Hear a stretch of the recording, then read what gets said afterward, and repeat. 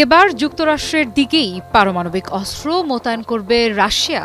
দেশ দুটির মাঝে চলমান উত্তেজনার মাঝেই রাশিয়া আয়োজন করেছে পারমাণবিক মহড়ার। এই মহড়ায় এমন ক্ষেপণাস্ত্রের ব্যবহার করা হয় যা সরাসরি যুক্তরাষ্ট্রে আঘাত হানতে পারবে।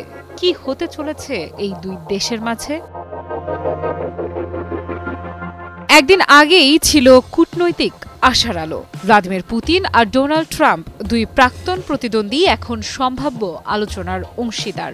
বলা হচ্ছিল হাঙ্গেরিতে বসবে নতুন এক শান্তির টেবিল, কিন্তু হঠাৎ করেই সব থমকে গেল। হোয়াইট হাউস জানালো, না, এখনই কোনো বৈঠক নয়। আর ঠিক তার পরের দিনই রাশিয়া চালালো বড় পরিসরের পারমাণবিক মহড়া। প্রশ্নটা খুবই সরল, এটা কি কাকতালীয় নাকি ইচ্ছাকৃত বার্তা? ক্রেমলিনের বিবৃতি এসেছে স্পষ্ট ভাষায়। এই মহড়ায় পরীক্ষা করা হয়েছে আন্তঃমহাদেশীয় ব্যালিস্টিক ক্ষেপণাস্ত্র, যেগুলো যুক্তরাষ্ট্র পর্যন্ত আঘাত হানতে পারে।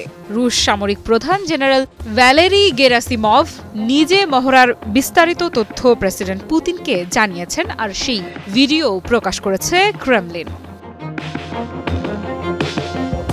এ যেন কূটনীতির টেবিল ঠান্ডা হওয়ার সঙ্গে সঙ্গে ক্ষেপণাস্ত্রের তাপ বাড়ানো। ইউক্রেন যুদ্ধের শুরু থেকে পুতিন বারবার স্মরণ করিয়ে দিয়েছেন রাশিয়ার পারমাণবিক সক্ষমতার কথা। চিন্তার বিষয় হল, একই সময়ে ন্যাটো তাদের প্রতিরোধমূলক পারমাণবিক মহড়া চালাচ্ছে। অর্থাৎ একদিকে বৈঠক স্থগিত, অন্যদিকে দুই পক্ষেরই সামরিক পেশি খেলা। তাহলে প্রশ্ন দাঁড়ায়, কে কাকে ভয় দেখাচ্ছে? আর এই দেখানো ভয়ের মাঝেই কি হারিয়ে যাচ্ছে সম্ভাব্য শান্তি? ট্রাম্প ফোনে বলেছিলেন, আমি বৃথা বৈঠক চাই না। রাশিয়াও বলছে, অর্থবহ আলোচনা চাই, প্রস্তুতি ছাড়া নয়। ক্রেমলিনের মুখপাত্র দিমিত্রি পেসকভ জানিয়েছেন, বৈঠকের তারিখ নির্ধারিত হয়নি, তবে প্রস্তুতি চলছে। শোনা যাচ্ছে, প্রস্তুতির অংশ হিসেবে রাশিয়া যুক্তরাষ্ট্রকে জানিয়েছে, যে কোনো শান্তি চুক্তির শর্ত হিসেবে ইউক্রেনের ডনবাস অঞ্চল সম্পূর্ণ রাশিয়ার হাতে তুলে দিতে হবে। ভাবুন তো, এটা শান্তির শর্ত নাকি যুদ্ধের নতুন কারণ?